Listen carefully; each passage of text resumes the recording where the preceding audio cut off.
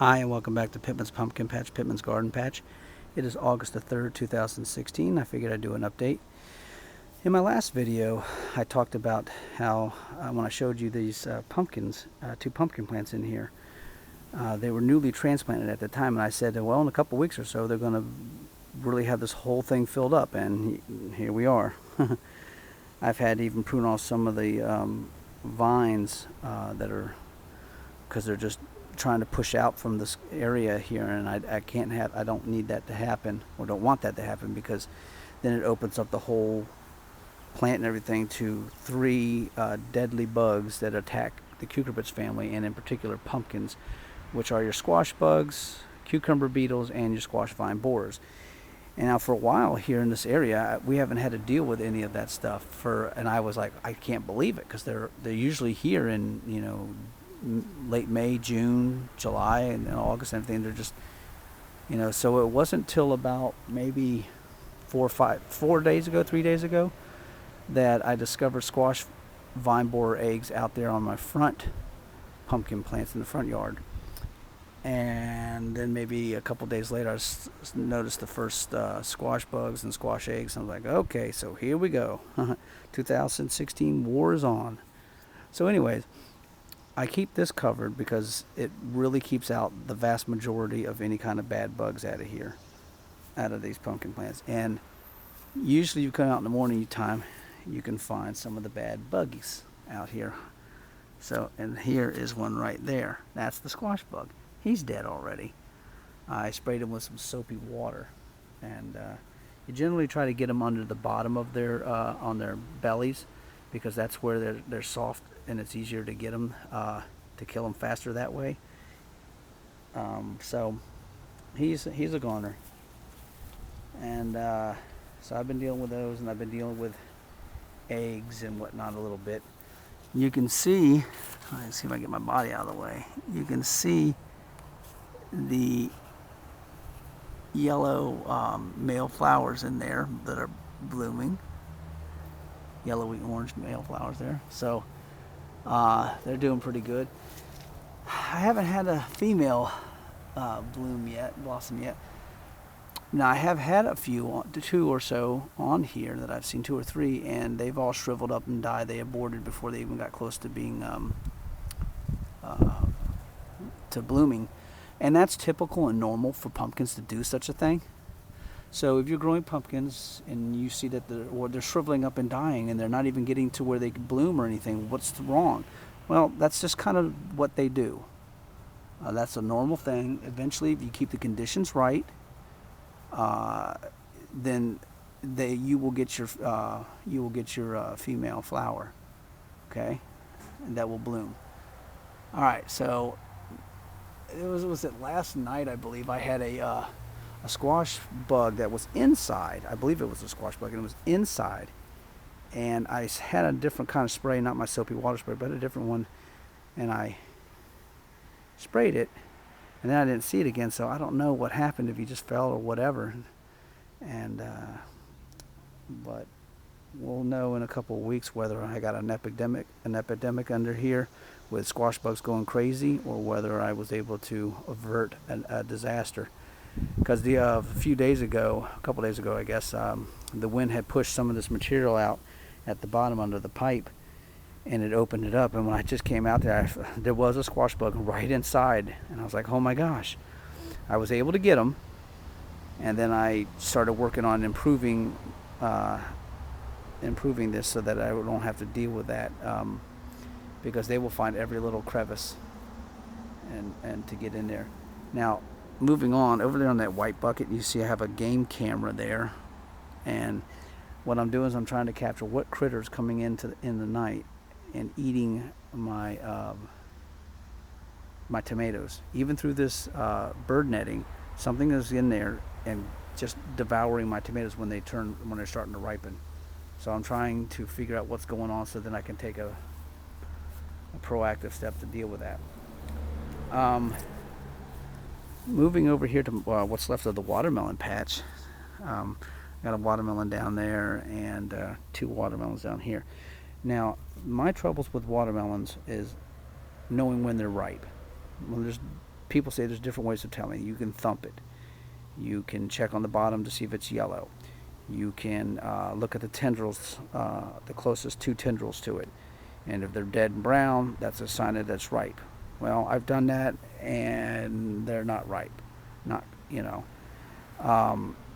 I've seen yellow on the bottom and the tendrils brown and dead, and it's still not completely ripe. A little bit better, but not completely ripe.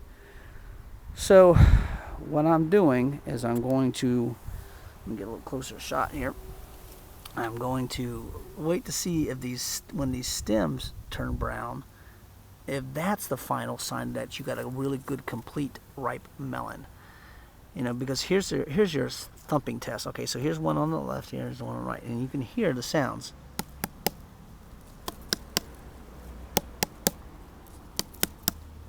See? Dum, dum, dum. Dun, dun, dun. So there's a different pitch to it.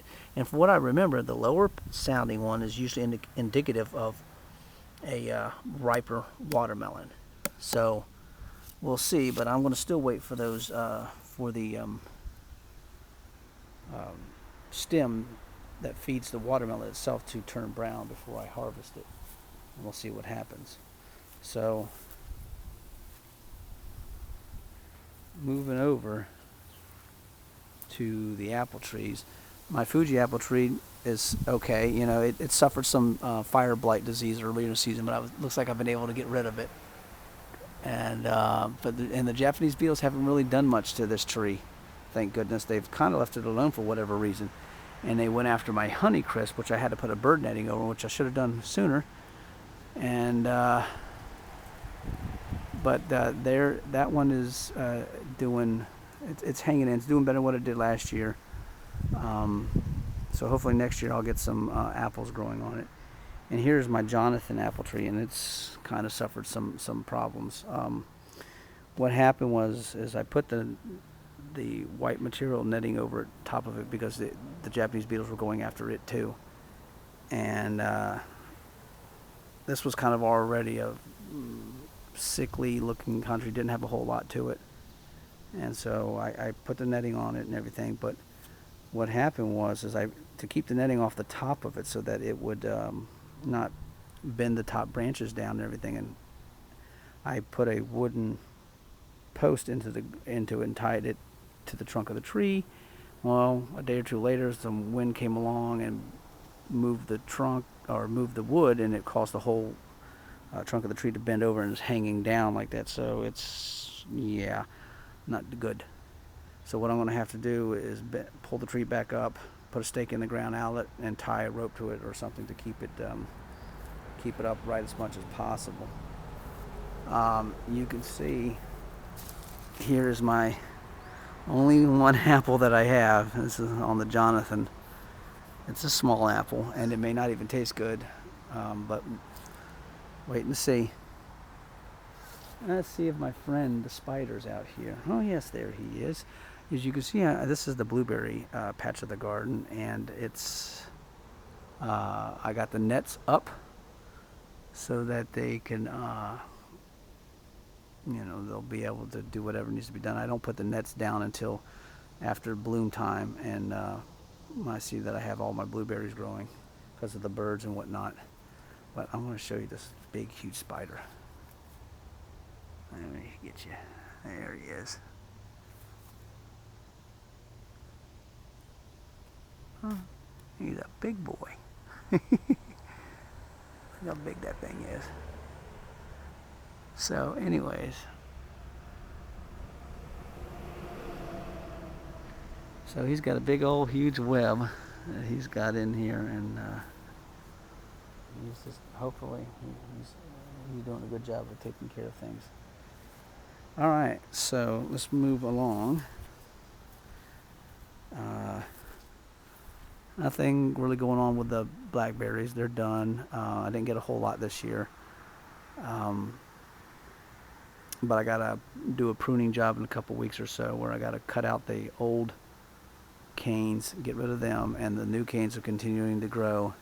And all I do is just when they get too big, when they get 3 to 4 feet, that's when you pinch off the growing tip, and that forces lateral shoots to grow. So that's all I've been doing with that, getting ready for hopefully a better crop next year. Here are the grapevine plants, and you can see they kind of look like my ghosts. You got your head there, and then you got your arm going there, and the arm going that way. And like, once again, I had to protect them because of the darn Japanese beetles, and I wish I'd have done this sooner, much sooner, and I might have been able to get some grapes this year. But yeah, that didn't, hindsight being 20/20. Shoulda, woulda, coulda. And there's his little brother, Baby Boo, I guess. Yeah. So let's hope for something better. And over there are the strawberry plants and everything, and they're just doing their thing. And hopefully I'll get a big crop of strawberries next year, and we'll see how that goes. Let's see. Let's go back over here just for a second and look over at this pumpkin plant and the bell peppers. And there's the Thai basil right there, doing really good. And I keep coming out there and pinching off the flowers, and it's really making it nice and bushy and giving me more production, so I'm happy with that. Here's my pumpkin plant in here, and it's moving along slowly but surely. And I came out here the other day and had some squash bug eggs on it. I took care of that and found one squash bug, took care of that. So here are the peppers and plants in there, and I've been experimenting with the well, we've got rescue vehicles going on in the back honking their horns. So I've been experimenting in here with companion planting. I used to have my green beans right through here, but they fizzled out. And I used to have my cucumber plants going up the trellis, and they had so much powdery mildew it was affecting the pumpkin plant, so I had to get rid of it. And the cucumbers were pretty much gone. They were done. Green beans were done. So I did sunflowers and tomatoes and basil, and still the squash bugs came, right? So I'm not a big fan of companion planting unless you're putting in like flowers to attract pollinators in. But the idea, notion that by mixing in your plants like zucchinis and squash or pumpkin interlaced with other plants to try to mask their smell so that vine borers and cucumber beetles and squash bugs don't find them, I'm not going with that, because I've tried it for 2 years, 3 years, and it does not work. They find them. So I've been spraying with a little bit of neem oil and some BT and spinosad, and my other secret weapon, azazole, which is expensive. It's a water-soluble based product that has the main ingredient, which is found in neem oil, which is azadirachtin, I believe is how you pronounce it. And it's a powder water-soluble form, so I'm hoping that I'm using that as an experiment with this pumpkin plant here, trying not to, I'm not going to protect it with any netting and everything. I'm just going to try to be careful with the neem oil, because neem oil, like any oil, will burn your plants if you either A, use it in too hot weather, like 90, 95, 100 degrees, forget it, don't do it. Or if you spray too much, or your dose of oil in the water is too much, you will definitely crisp and cook your plants. I've done that more than once. Even when I thought I was being careful, it still wasn't enough. So I went very light on the neem oil, 1 little teaspoon for a gallon of water. So far so good. I haven't had any crispy plant here, but we'll see how it goes. So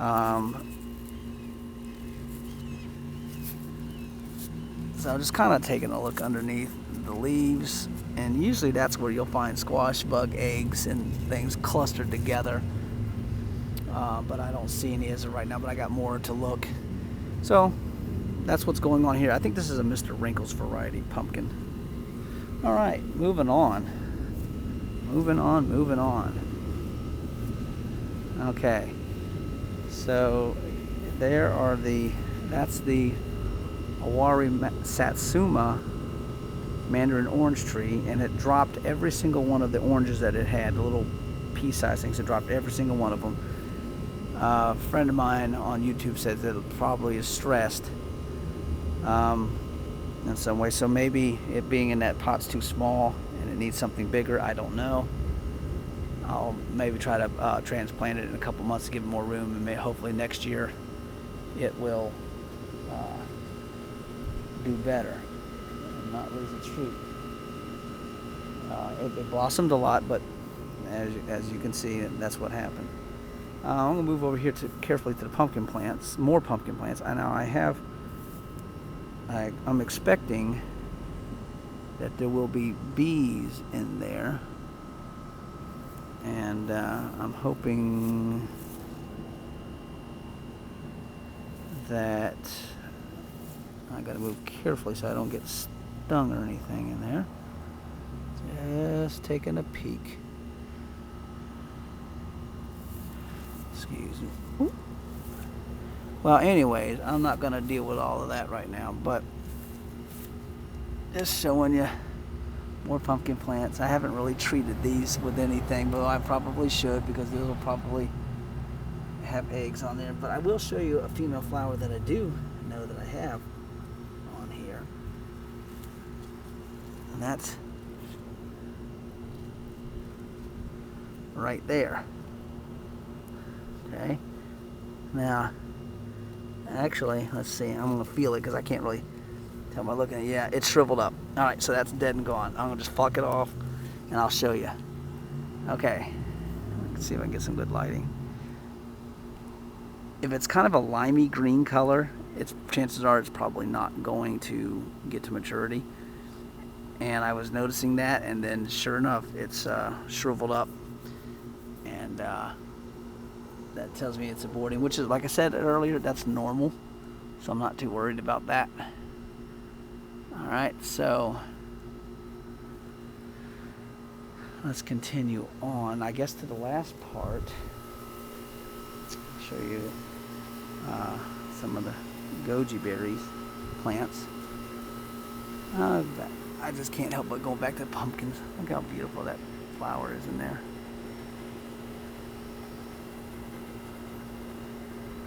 And also it's kind of scanning for squash bugs. So, anywho, here is goji berry plant. Produced a little bit of flowers, not a whole lot. But now over here, you can see this one, all those little purple flowers, those are the goji berry flowers. This plant has done pretty good. It's put on a lot of blossoms and it's got more to go. And I do believe if I can find it, there were a couple oh, come on, where are you? I know I've seen you. There were a couple I saw. Oh, here it is.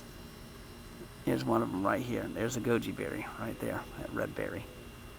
Okay, and what happens is, from what I understand, they turn red very quickly, but that's also the same color when they're ripe. So I did a little more research, because they said it turns red very quickly, but they're still not ready. They'll be ready when you lightly pull on them and they fall off right into your hand. That's when they're ready. So just because they turn the red color of ripeness doesn't mean that they're ready.